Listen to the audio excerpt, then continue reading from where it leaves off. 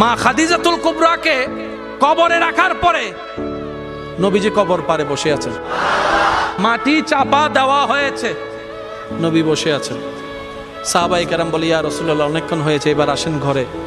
নবী বলছেন, ও আমার সাহাবা, যিনি শুয়ে আছেন উনি আমার দুঃখের দিনের বন্ধু, আমার অসহায় সময়ের মধ্যে উনি সহায় হয়ে পাশে দাঁড়িয়েছেন।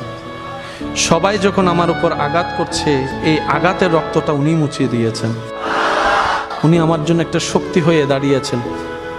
আমার খাদিজা, আমার স্ত্রী, তোমাদের উম্মাহাতুল মুমিনিন।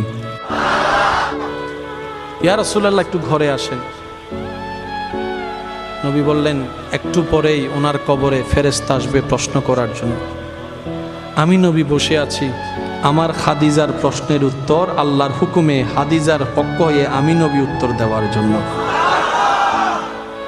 পৃথিবীর সমস্ত ভালোবাসার বন্ধনকে পিছনে ফেলে আপনার আমার নবীর জীবনীকে একটু খেয়াল করে দেখেন, সমস্ত রোমান্টিকতার হাই রোমান্টিকতা আমার নবীর জীবনীর মধ্যে আছে। আমরা নিতেও জানি নাই, পালনও করতে জানি নাই। আল্লাহ পাক আমাদের সবাইকে ইসলাম মেনে চলার তৌফিক দান করুক।